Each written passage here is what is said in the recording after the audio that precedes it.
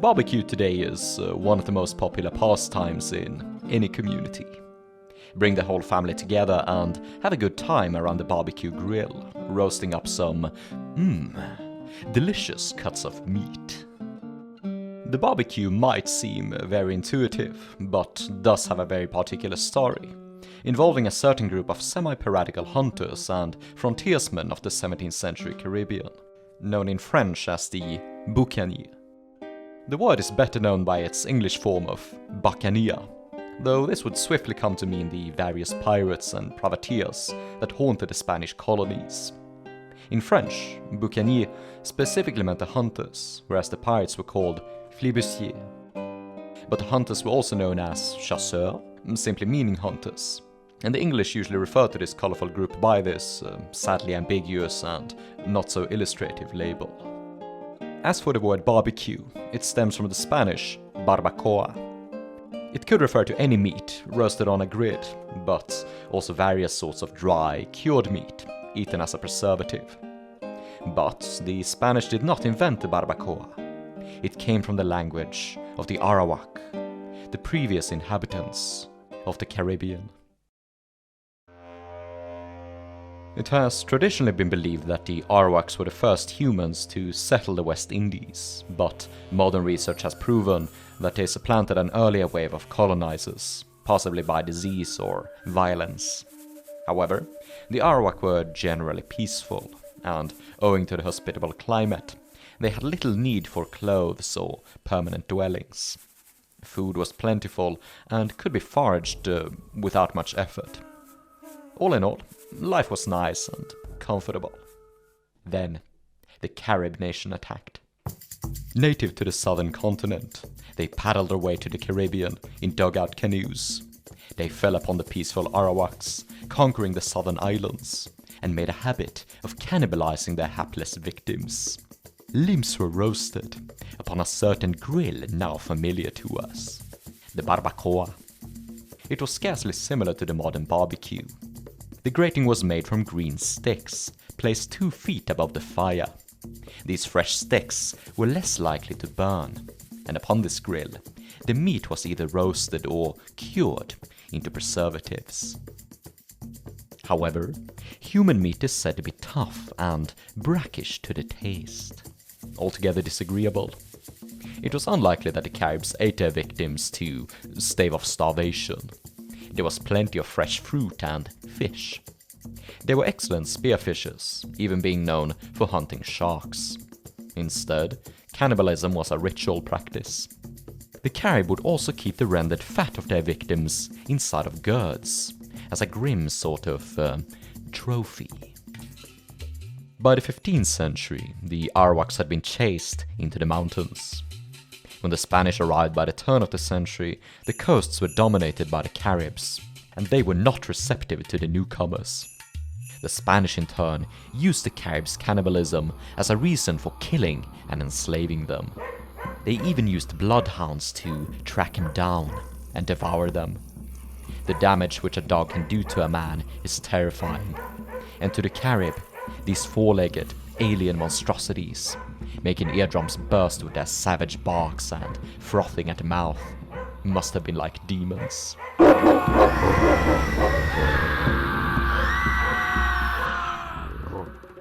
The Spanish had no particular fondness of their dogs, and found it most optimal to release them into the wilderness for their murderous task. When there were no more humans to hunt, the dogs sustained themselves on wild animals. They became excellent hunters. The Spanish would release other animals as well into the islands: goats, horses, pigs, and cattle.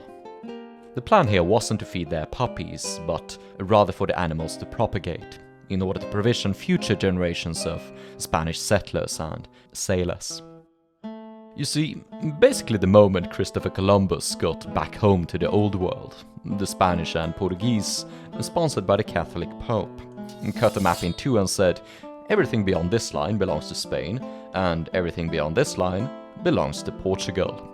All of the Americas were property of the Castilian monarchy, and anyone who dared to step but a toe beyond the line was a trespasser, a pirate, a pirato. but the promise of virgin lands and exotic treasures could not hold back the ambitious enemies of Spain. Soon the New World flooded with corsairs from France, England, and Holland. They found the island of Hispaniola to serve as a perfect hideout. The western coast housed an innumerable amount of secluded coves and inlets, where the sea dogs could hide and repair their ships, only to make surprise assaults in the narrow passage between Hispaniola and Cuba. By 1576, numerous bases had cropped up on the coast, known as Saint-Domingue, modern-day Haiti. Much to the Spanish chagrin, the animals they had released for Spanish plates would now serve as provisioning for these scurvy scoundrels, as they preyed upon the towns and galleons of Nueva España. The corsairs undoubtedly hunted on their own, but primarily relied on the Arawak and Carib survivors to do it for them. These remnants would cook the meat over the barbecue and teach the pirates how to use it. But the hideouts were far from permanent colonies, and it is uncertain how many of the pirates took a liking to the hunter's life. Some may have settled down for longer periods, hunting and selling the meat to passing ships. Others may simply have done so when their ship made landfall. This chapter of the story is one of the most poorly documented, but these were arguably the roots of the Boucaniers. Interestingly, the French would not refer to the wooden grill by its Arawak name, barbacoa, but by the Tupi form, mukem.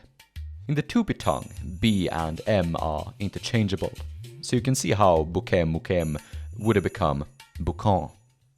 The Tupi weren't actually from the Caribbean, but Brazil, indicating that the first Frenchmen to learn the technique were active in this region rather than the Caribbean. In 1555, the French made an attempt at settling near Rio de Janeiro. Though the project was a failure, it might have resulted in their adoption of the boucan.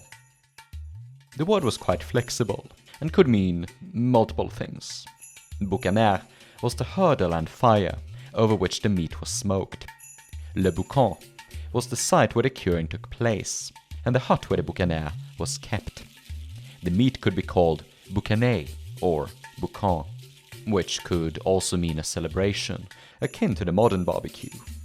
Some believe that the word bacon derives from boucan, but it stems from the Proto-Germanic bacon, meaning meat from the back.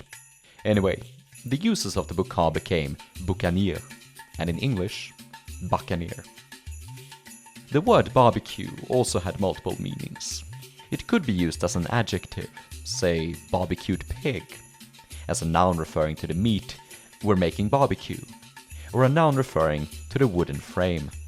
This frame wasn't only used as a grill, but could also be used for tables and beds, and they were popular both with natives and different colonial groups, including piratical ones like the Boucaniers and Baymen, pirate lumberjacks in Belize.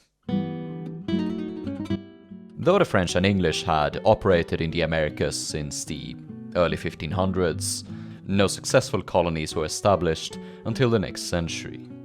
In 1624, settlers from both nations established a joint colony on the island of St. Kitts, joining forces against the hostile Carib.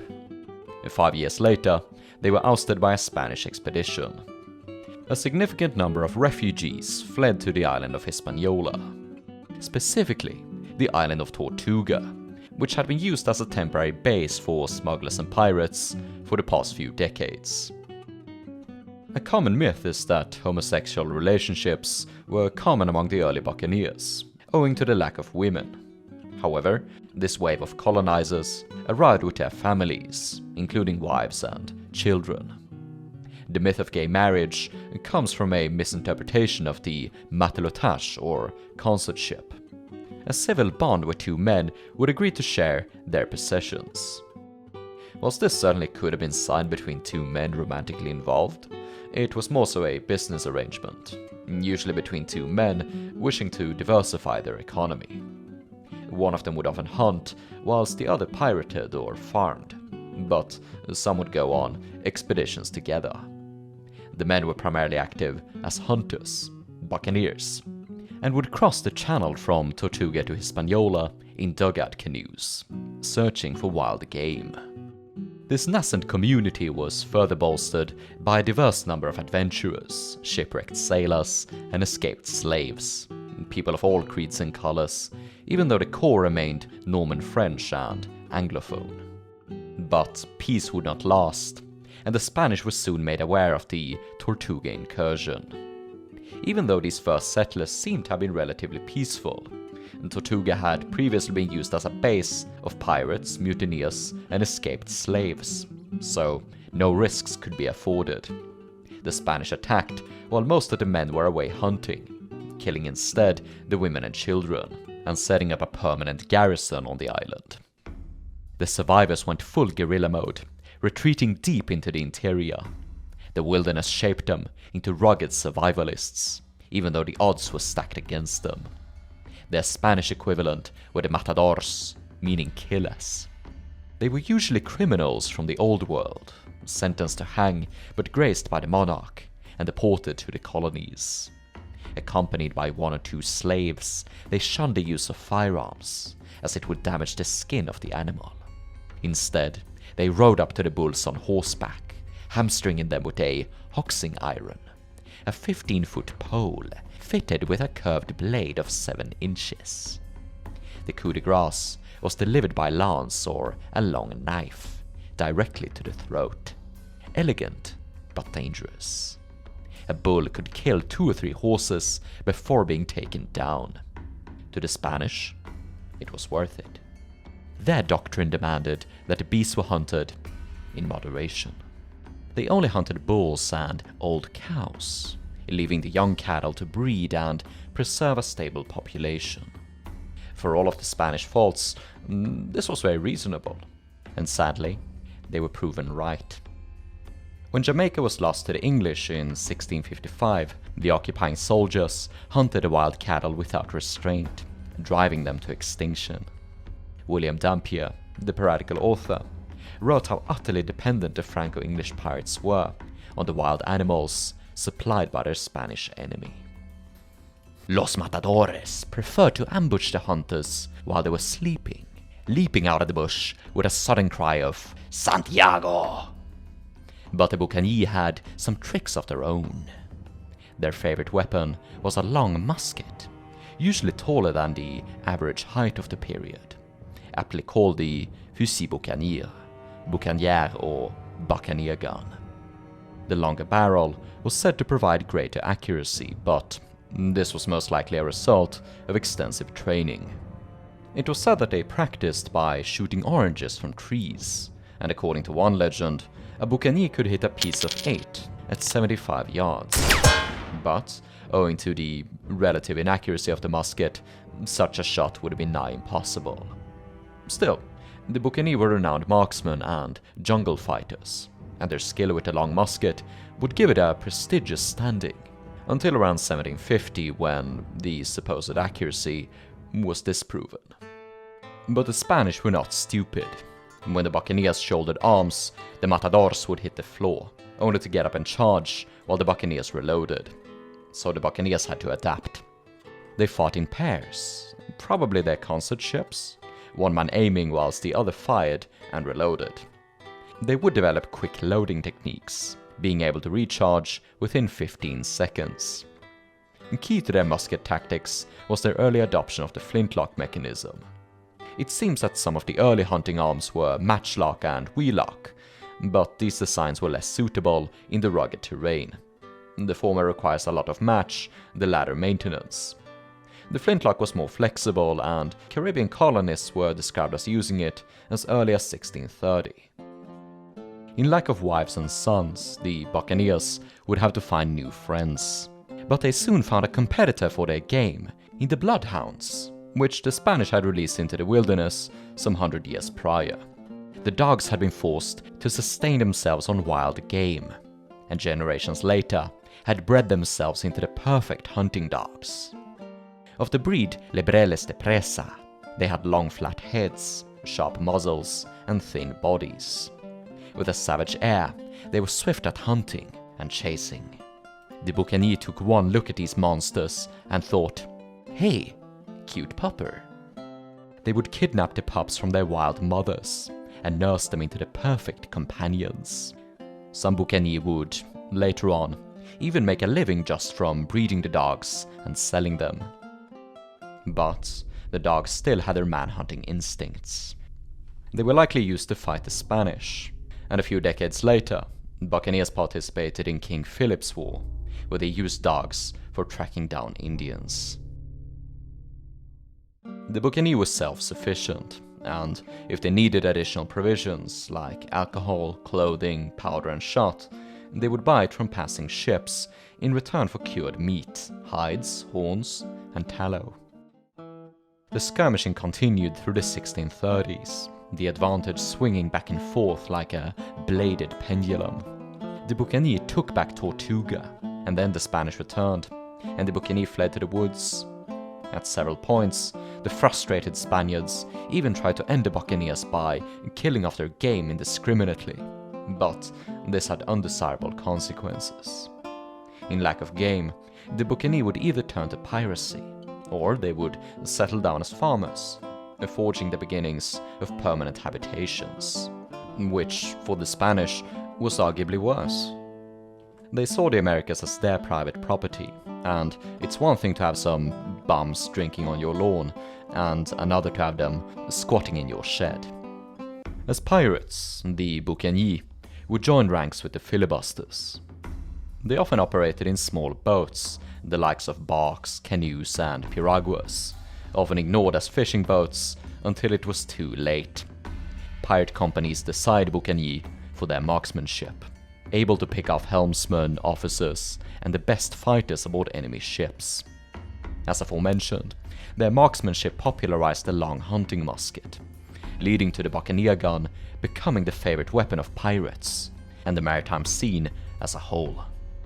Things began to stabilize in 1638, when a French governor was invited to rule Tortuga. But the governor made himself a tyrant, leading to his assassination, and another 12 years of chaos. Between 1652 and 1655, the Spanish launched another campaign of starvation. Though many of the Buccaneers decided to settle, others abandoned the island altogether. Newer pastures had opened up in the south, on the island of Jamaica. In 1654, the English made a disastrous attempt to conquer Hispaniola. Beaten by disease and Spanish resilience, the battered forces made a desperate attempt at Jamaica, and succeeded. The crown colony of the nascent British Empire had been born. But there was much work ahead of them. For one, the Spanish lords of the island had freed their slaves, armed and organized them into a resistance up in the mountains. Known as the Maroons, they would serve as a thorn in the English side for the next century. Being embarrassingly unskilled at guerrilla warfare, the English governor decided to invite the Tortuga Buccaneers. Though many of them were Frenchmen, many yet, if not most, were Englishmen that had been expelled by the tyrant governor. The Buccaneers would prove their excellence in the rough terrain of the Sugar Island. When the bounties ran dry, they would join the privateering expeditions organized out of Caguay, renamed Port Royal in 1660. Caguay was a dumb name anyway. These expeditions were further bolstered by veteran soldiers, indentured servants, freed slaves, and regular sailors. But the Buccaneers were the most iconic and notable fighters among them, and this ragtag collective would all become known as Buccaneers. But in French, the hunters and pirates were distinguished by separate names, Boucanier and Flibuste. The hunters would teach them their tactics, and melding with the discipline of the new model army, they had become standard for the rest of the century. They especially distinguished themselves at the Battle of Panama in 1670.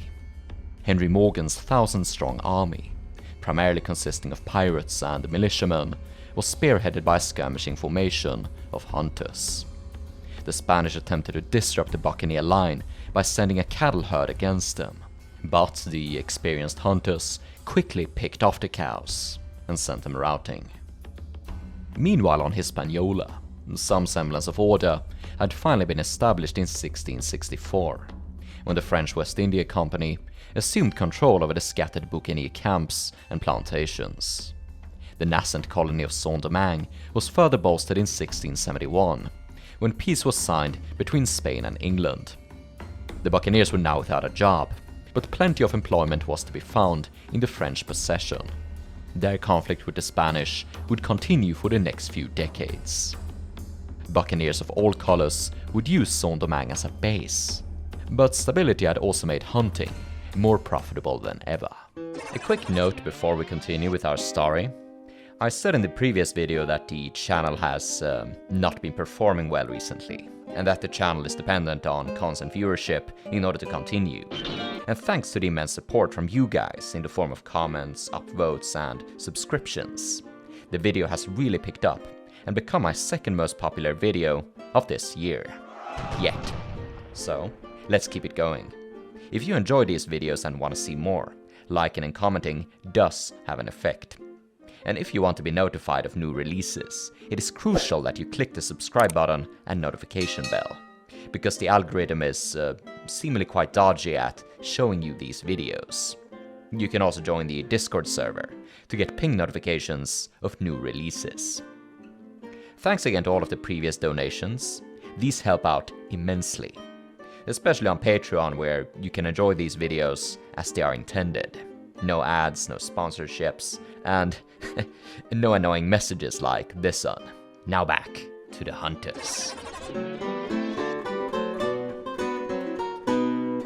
The Boucaniers were the Caribbean equivalent of the Canadian trappers, the American mountain men, and Russian Cossacks. They were the first wave of pioneers who adopted a primal lifestyle to pave the way for settlers and capitalists.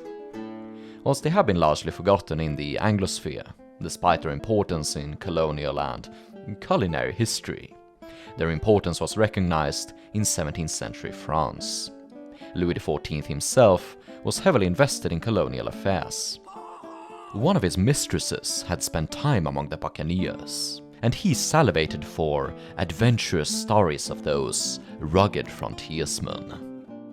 Between 1640 and into the 18th century, numerous accounts were published by men, often priests, who had spent time with the hunters, describing their manners and lifestyle. These often included picturesque depictions. It is largely guesswork and conjecture to figure out what other pirates looked like. The Red Sea men, the Marooners. As for the Boucaniers, we know for a certain what they looked like, and how their routines were. The earliest description comes from the 1640s by Father du Tertre, the latest from 1701 by Jean-Baptiste Labat. These descriptions match and complement other ones in between, so we can assume that most Boucaniers looked very much the same throughout the century. Their garments consisted of a shirt and a pair of drawers, open around the knees in the likeness of a skirt. The sources are unanimous in their description of the clothes, especially the drawers, as incredibly dirty. They were soaked, darkened by the grease and blood of the animals they carried. According to some depictions, the Buccaneers would carry the fresh hides of skinned animals like a cloak, smearing themselves with gore. On their heads they wore a hat with the brim cropped into a visor, akin to a modern baseball cap, or various visored hats from the period, like the carapau or montero. All of these headpieces were common with soldiers, indentured servants, hunters, and pirates.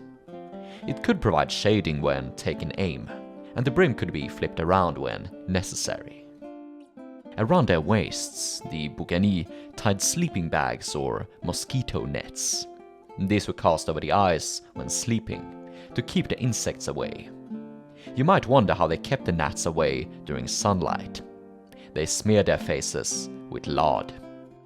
Below the net was a belt, often homemade from oxhide, with the hair still on. On this belt they had two gourds or calabashes, one with gunpowder, the other with water. They had one or two cartridge boxes, inside of which they kept paper cartridges. These allowed for speedier reloading.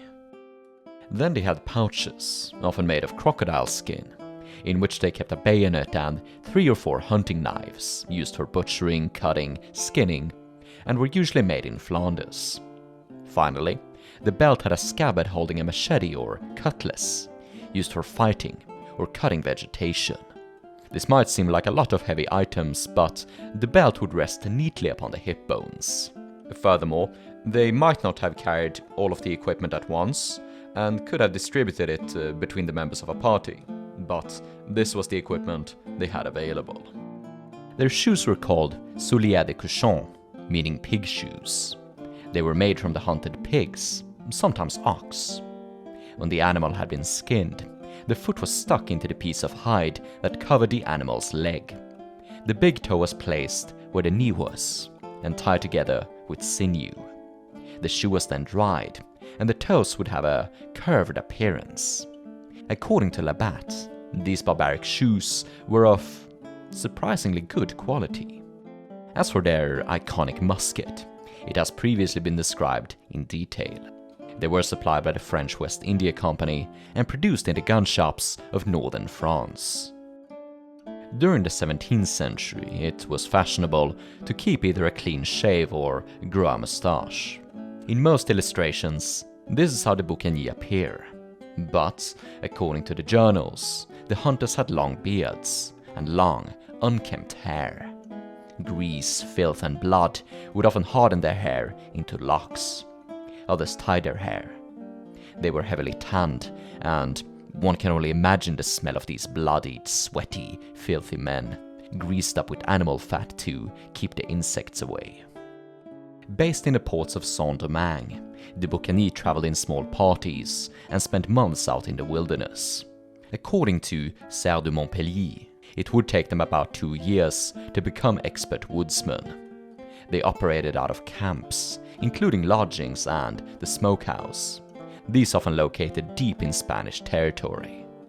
Other Buccaneers, more fearful of the Spanish foe, constructed their camps on secluded islands. There were 2 sorts of hunters on Saint-Domingue: those who hunted cattle for their hides, and those who hunted pigs to smoke their flesh. There seems to have been a bit of a rivalry going on between them, with the cattle hunters considering themselves the true Buccaneers. Since the name stems from the roasting of meat, it makes little etymological sense, and was probably based on the fact that the bulls were a more dangerous, noble game. The parties could vary in size. The basic party was just a concert ship, 2 men bound by the matelotage. They would keep no secrets, shared possessions equally, and if one died, the other would inherit. If the deceased had a widow, the inheritance was split. They were also accompanied by indentured servants, called an engagé or valet. These had been bound to the hunters by a 3-year contract, and often treated poorly, beaten, and forced to work 7 days a week. As aforementioned, the hunters kept packs of dogs, sometimes as many as 30. 2 were assigned to discover the prey, and the rest kept it from escaping. When the bull had been discovered, the master of the hunt remained on the ground, while the rest climbed into trees. When the bull had been shot, the servants fell upon and hamstrung it, to prevent it from rising in case it survived. The Buccaneers celebrated the kill by feasting upon the fresh and nutritious bone marrow of the bull. It is akin to Scandinavian and Native American practices, biting raw hearts and livers respectively. Desire for the bone marrow would sometimes lead to conflict. It led to a murder in Henry Morgan's crew. They could also be hunted by boat. These were the dugout canoes designed by the Carib. The shooter laid lengthwise along the boat, resting his gun upon the prow. The gun was aimed with the canoe because if the angry beast would strike the side of the canoe, they could easily capsize it. Hunting cattle was a dangerous game. Careless Boucaniers could easily be trampled and gored. William Dampier wrote how in Yucatan, the herds were able to organize themselves into defensive formations. The old bulls who had survived gunfire took the front, behind them the cows, and behind them the young cattle. Then they charged. Hunting piggies was no less dangerous. The ones left behind by the Spanish were called cochons marrons. They loved going for a swim in the sea. More threatening were the black boars, called sangliers. The pigs ran in large packs of between 50 to 60, and the hunters would often carry a stick with which to poke the pig to make sure it was dead. Other animals were hunted as well. Horses were shot for their tallow, sometimes hides and even meat. Apart from these animals, they also hunted smaller prey, primarily for their own nourishment. These included birds and even large lizards. Apart from meat, the hunters ate little else. They were physically active and said to enjoy good health, though I can imagine that they needed some fruits to keep the scurvy away. These could be found in plenty across the island. However, the Caribbean was a hotbed of disease, and the hunters were often struck by fevers. Not that it would stop them. If one Buccaneer asked his comrade how he was doing, he would often, jokingly, respond, "Quite well. I only have some fever." Health was largely dependent on their dwellings. Their bases had to be kept away from swamps and other hotbeds of insects and foul water. As aforementioned, they slept with mosquito nets inside of shacks of native design called ajupas. These could be made in a hurry and were thatched with palm leaves against the rain. They left the shacks exposed to the wind in order to ventilate, and as a further measure against the gnats. The slain animals were skinned and butchered, usually on the spot, to reduce weight. The hides were best carried like a cloak.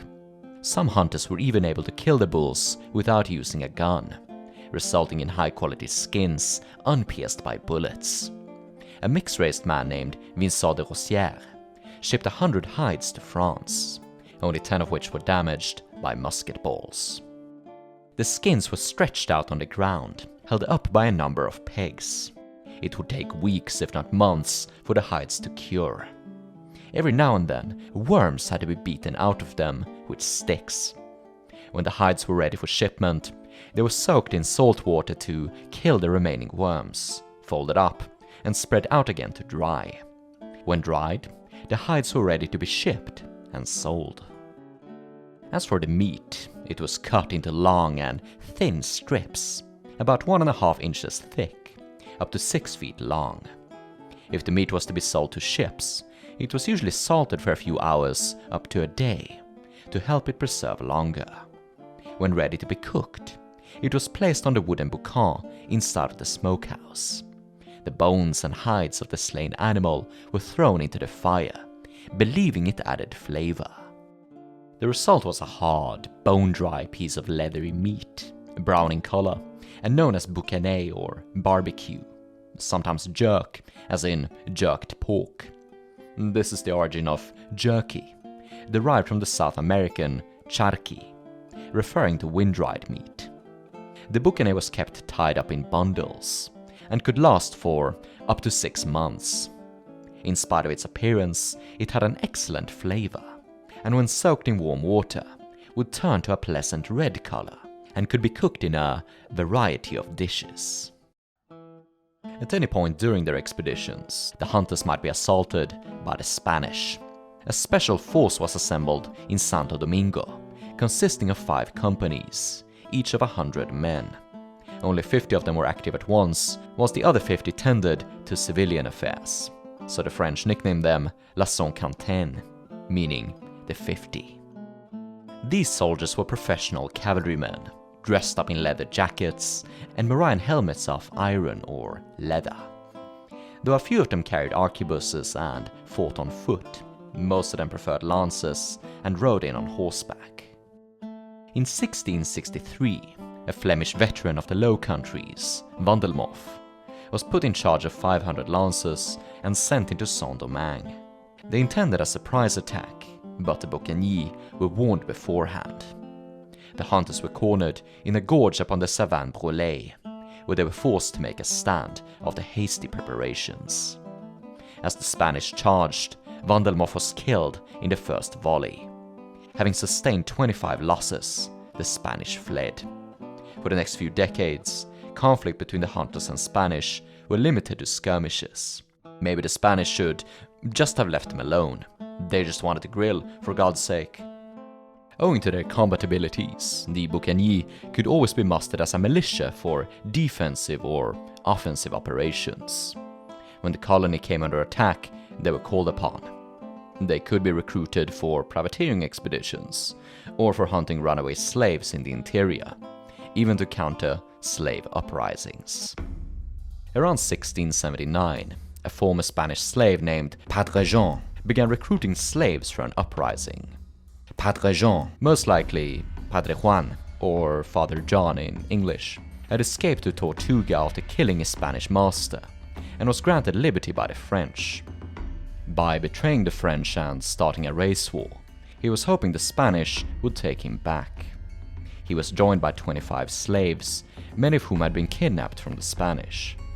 The rebels pillaged between Port Margot and Port de Paix, including a district named Massacre, killing at least 24 French.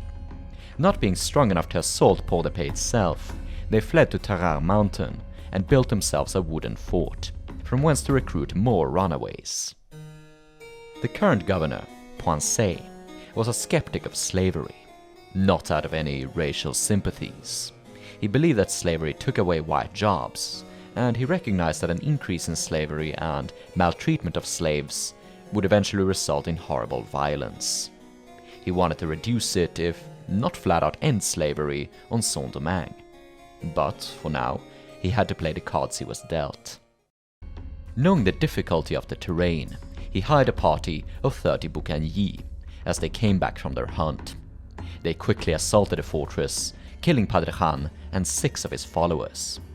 The rest escaped to Santo Domingo, the hunters unable to catch them. It was possible to do business with the hunters out in the wilderness. They would usually make signals to passing ships and sell them their hides, meat, tallow and horns, in return for clothing, alcohol, weapons and ammunition. They would also trade directly with the plantations, often supplying the slave workforce with months of food. But most of the business occurred in the ports of Saint-Domingue. The hunters also returned to spend their money, often recklessly. They were renowned drinkers and enjoyers of women, prostitutes. Hopefully they washed up beforehand, got some better clothes and used better skincare than animal fat. However, some of the Boucaniers were married, and this became increasingly common as the 17th century progressed and Saint-Domingue became more civilized. Governor d'Orgeron even made the explicit effort of importing 50 women, La Sainte-Quentin, named after the Spanish cavalry, to marry the hunters and pirates. He described them as chains. He wanted to civilize, to control these unruly savages. But these were not soft women, and just as the men might have become more civilized, the women became more savage. It was a dangerous frontier society, and the women learned how to handle weapons, and would even go hunting themselves. These skills were crucial for defending the young colony, where women would participate in the guard mountings. d'Orgeron made other measures to regulate their independence. Laws were implemented against the keeping and purchase of weaponry, and rules against hunting with dogs.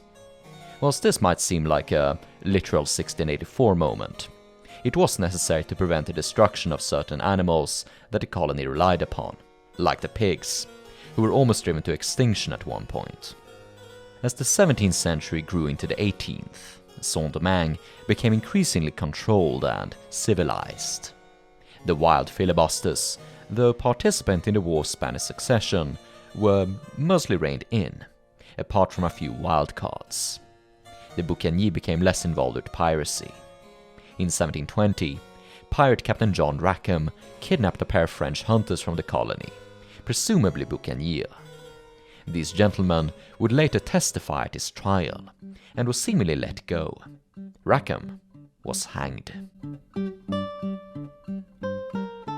The history of the Buccaneers is somewhat ironic. They were seemingly just wild, independent men who wanted to be left alone to hunt and sell their gains for some bare necessities. But Spanish hostility, driven by their absurdly restrictive colonial policies, forced the hunters to turn pirate or to establish permanent settlements on the island. These communities of hunters, pirates and farmers then gave rise to the colony of Saint-Domingue. Though the first settlers had initially produced indigo and tobacco, it was soon supplanted by sugar, the white gold, fueled by slave labor imported from Africa.